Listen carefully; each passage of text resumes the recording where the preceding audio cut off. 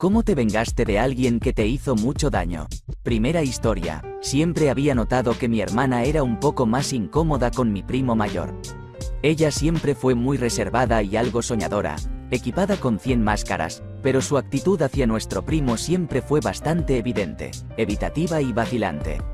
Yo era su hermano mayor, así que tenía un poco de curiosidad por saber por qué ella actuaba de manera diferente con nuestro primo.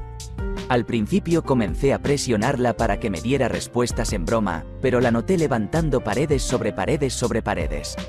Ella puso una cara de póker y supe que algo andaba mal. Yo era y sigo siendo un hermano sobreprotector, me preocupaba mucho por ella. Poco a poco se estaba convirtiendo en una joven adulta atractiva y tenía ambiciones muy arriesgadas. Siempre estuve preocupada por ella y esta situación solo la despertó. Durante unos 6 meses le pregunté por qué, y solo al final de esos 6 meses supe el motivo. Ella me dijo que no se lo dijera a nadie, mamá, papá, nuestros tíos, y me hizo jurar que nunca volvería a mencionar esto. Dije seguro sin saber qué esperar. Mi primo abusó de ella entre los 9 a los 13 años. Él era 11 años mayor que ella. Él la manipuló, no tuvo idea de lo que estaba haciendo hasta que fue mayor. Después de decirme esto, me dio una pequeña sonrisa triste y se fue en silencio. Me tomó un tiempo digerirlo. Mi primo abusó de mi hermana. Mi primo abusó de mi hermana.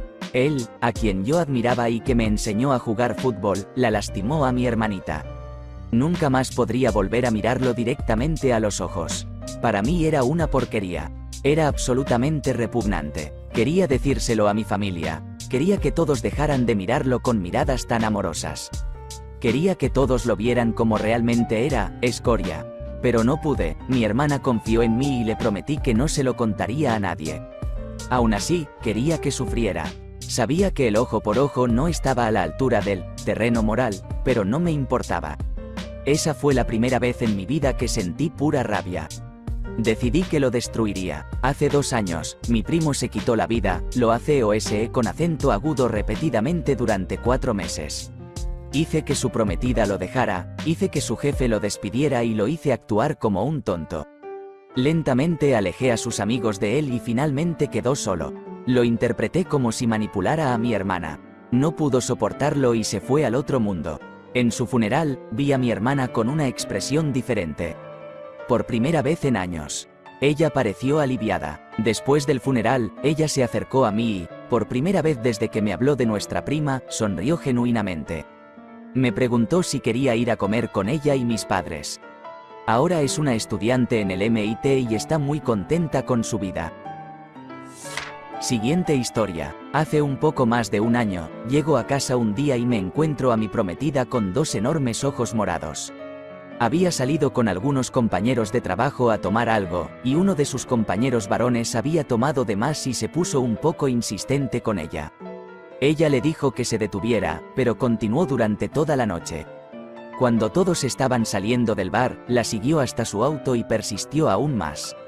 Ella continuó negándose e intentó irse, pero él empezó a golpearla. Es aquí donde entro yo, la encuentro así y ni siquiera sé cómo responder además de la rabia. ¿Llamo a la policía? ¿Qué hacemos? Intenté y traté de convencerla de que llamara a la policía o a alguien, pero no quería ser el centro de atención de esa manera. Así que respeté sus deseos, pero sabía que esto no podía quedar sin respuesta. De ninguna manera soy una persona violenta, ni siquiera he estado en una pelea en toda mi vida. Pero eso estaba a punto de cambiar. Así que unas semanas después, llamo a uno de mis mejores amigos, un tipo en quien puedo confiar con cualquier cosa. No palabra por palabra, pero la conversación fue algo así. Yo, oye, amigo. Él, ¿qué pasa? Yo, necesitaré tu ayuda con algo. Él, claro, amigo, lo que sea. Yo, voy a necesitar tu ayuda para darle una paliza a un tipo. Él, estoy en camino. En realidad, no sucedió después de esa conversación, pero comencé a hacer mi plan. Ahora trabajo en un muy buen trabajo corporativo. No quería que nada de lo que estaba a punto de suceder se volviera en mi contra, así que tomé algunas precauciones, la mayoría de ellas eran solo paranoia, pero no podía correr el riesgo. También soy una persona muy tranquila, pero tengo un temperamento, solo unos pocos lo han visto. Le cuento a mi amigo la situación y lo que le pasó a mi prometida. En las semanas previas, conseguí unas nudilleras. Descubrimos dónde vivía este tipo y planeamos el ataque. Era un hombre soltero de principios de los 30 que vivía en una pequeña casa en un vecindario pequeño. No íbamos a llevar ninguno de nuestros teléfonos ni nada, no quería que ninguna llamada o mensaje se rastreara hasta cierta ubicación. Y cada uno publicó algo en las redes sociales sobre lo que estábamos haciendo esa noche, a millas de distancia de donde él vivía, una especie de coartada de respaldo. También exploré el vecindario para verificar la situación de los testigos. Después de algunas otras precauciones menores, estábamos listos. Ahora, este tipo suele trabajar hasta relativamente tarde y regularmente sale a tomar algo después del trabajo, un escenario casi perfecto. Cargué unos ladrillos en la camioneta de mi amigo, y nos dirigimos a esperarlo detrás de unos arbustos junto a su casa, con nuestro automóvil estacionado a 3 cuadras de distancia. Llevábamos unos ladrillos y los colocamos en el costado de su casa. Después de unos 30 minutos de espera, estuvo fuera más tarde de lo esperado, vemos que unos faros doblan la esquina de la calle. Su auto se detiene en la entrada y se queda en su auto durante unos buenos 5 minutos, más tiempo del que alguien normalmente permanece en su automóvil al llegar a casa. Mi primera impresión fue, ¿o alguien nos vio y le mandó un mensaje? Incluso si así fuera, estábamos vestidos de negro y con pasamontañas. Estaba temblando de los nervios, estaba listo para abortar y salir de allí a toda prisa. Pero luego, su puerta del auto se entreabre. Mi amigo lo sorprende por la espalda y lo arrastró hacia el costado de la casa donde yo estaba. Lo golpeé sin dudar, no quería que fuera nada fatal, así que supe cuándo detenerme justo en el límite. Pero el tiempo apremiaba y registré sus bolsillos, tomé su teléfono, billetera y llaves, luego rápidamente, mi amigo y yo fuimos a la fase final. Queríamos hacer esto al final porque haría más ruido y probablemente despertaría a los vecinos. Tomamos los ladrillos y golpeamos su puerta de garaje, auto, golpeamos las ventanas del auto, el capó, olvidé totalmente pincharle los neumáticos, y luego los lanzamos por cualquier ventana de su casa. Era hora de moverse y salir de allí. Corrimos detrás de su casa para atravesar los patios traseros en expansión y llegar a nuestro auto. Corrimos hacia nuestro auto y nos fuimos de allí a toda velocidad. Lancé las llaves de su auto, teléfono, billetera, también mis nudilleras en el lago. Luego regresamos a la ciudad como si nada hubiera pasado. Siguiente historia, historia de ex esposa. Durante el último año o así de mi matrimonio, pasaba mucho tiempo fuera de la ciudad, viajando de ida y vuelta de 3 a 4 días a la semana por trabajo. Una noche estaba trabajando de forma remota y decidí hacer algunas mejoras en mis computadoras domésticas, así que me conecté de forma remota y noté que la conexión era realmente lenta. Hice algunos rastreos de red y descubrí que la computadora de mi esposa estaba participando en una videollamada con alguien en otro estado, donde no tiene familia que yo conozca. Curiosidad picada, así que comienzo a monitorear más cosas, como conversaciones de mensajería instantánea que no están cifradas. En las próximas semanas, guardo silencio mientras recopilo más evidencia, principalmente conversaciones de Yahoo y AIM. También había instalado cámaras de seguridad alrededor de mi casa porque teníamos problemas con los niños del vecindario, y eventualmente capturo imágenes de un tipo yendo y viniendo de la casa, incluso conduciendo mi auto en un momento. Todavía guardo silencio porque sé que si digo algo, mi esposa simplemente mentiría al respecto y de alguna manera me haría parecer el malo. Ya sé quién es el tipo, y recopilo más datos sobre él. Y luego lo hace. Conecta su computadora portátil a mi red. Así que soy ingeniero de redes y administrador de seguridad de profesión. Conozco las redes, sé cómo monitorearlas y sé cómo manipular datos. Mi esposa lo sabía, el tipo con el que ella estaba jugando también lo sabía, pero aún así fue lo suficientemente tonto como para ingresar a mi dominio y jugar en mi red. Comienzo a capturar nombres de usuario y contraseñas, cuentas de correo electrónico, cuentas de mensajería instantánea, etc. Reruteo todo su tráfico web a través de un proxy para poder monitorear a dónde van y cómo inician sesión. Eventualmente, pego el golpe de suerte. El tonto administra un foro de juegos bastante conocido que es una fuente importante de ingresos para él, y inicia sesión sin usar SSL.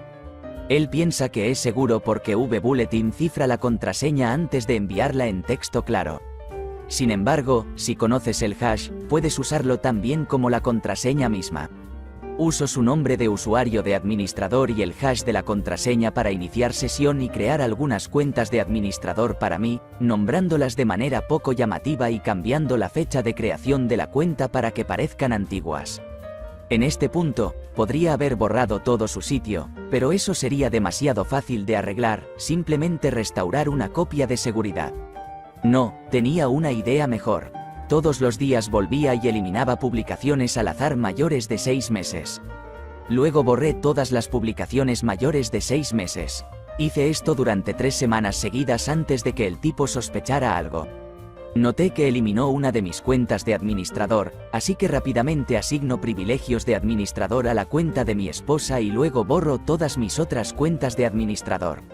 Me llama en pánico porque su nuevo chico la está volviendo loca porque parece que ella es la que hackeó los foros y eliminó el contenido. Miles de publicaciones han desaparecido y no hay forma de restaurarlas porque una restauración completa eliminaría 3 semanas de nuevas publicaciones. Ella parece ser la única otra persona con acceso de administrador además del propietario, y él está enojado. Suplico ignorancia y finjo que nunca supe del foro hasta que ella me llamó. No hay razón para que yo supiera del foro. Nunca hicieron la conexión entre él usando mi red doméstica y su foro siendo afectado. Hasta el día de hoy, a los nuevos usuarios no se les permite ingresar al sitio a menos que sean referidos por un miembro existente. Nunca descubrieron lo que sucedió. El incidente hizo que él rompiera lo que sea que tuviera con mi esposa, lo que realmente la dejó en una situación difícil cuando le dije un mes después que me estaba divorciando de ella. Había recopilado suficiente evidencia de sus conversaciones de mensajería instantánea y sus publicaciones en el foro para satisfacer mi necesidad de cierre. Ella aún no tiene idea de cuánta información reuní sobre su segunda vida. Edición. Debería haber mencionado anteriormente que durante el periodo de tiempo en que esto estaba sucediendo, el tipo realmente se mudó de otro estado, con la ayuda de mi esposa, y probablemente con mi dinero, que es como terminó en mi casa y conduciendo mi auto. Sabía exactamente cuándo sucedió esto y cuándo esperar verlo según las conversaciones de mensajería instantánea. Siguiente historia. Cuando tenía 15 años, mis padres se divorciaron. Vivíamos en una granja y empacaba fardos y reparaba cercas durante todo el año para pagar la gasolina de la motocicleta. También era alto y pesaba como 90 kilos en ese momento y jugaba fútbol americano en el equipo de la escuela. No estaba llevando bien el divorcio, así que me fui a vivir con mi mamá, que acababa de conseguir su propio lugar. Estaba en mi habitación un día y escuché un alboroto, así que fui a la cocina a mirar. Justo cuando doblé la esquina, vi al nuevo novio de mi mamá, lo llamaremos Jim, porque ese era su nombre, abofetearla, derribándola al suelo. Ella se levantó incrédula, agarró sus llaves y salió corriendo de la casa. Momentos después, la escuché chirriar las llantas en la entrada. Ver a mi madre huir de ese hombre con pánico y miedo en sus ojos me llenó de rabia. Ya había estado enojado antes, pero no así. No estaba enojado, estaba lleno de puro odio y furia. Mi vida ya era difícil.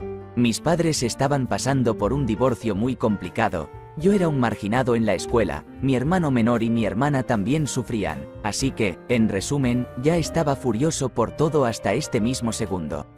Enfrenté a Jim, por golpear a mi madre, tratando lo mejor que pude de contener la furia. Cometió el peor error posible. Jim se puso físico conmigo. Levantó la mano como si fuera a abofetearme y fue entonces cuando perdí el control.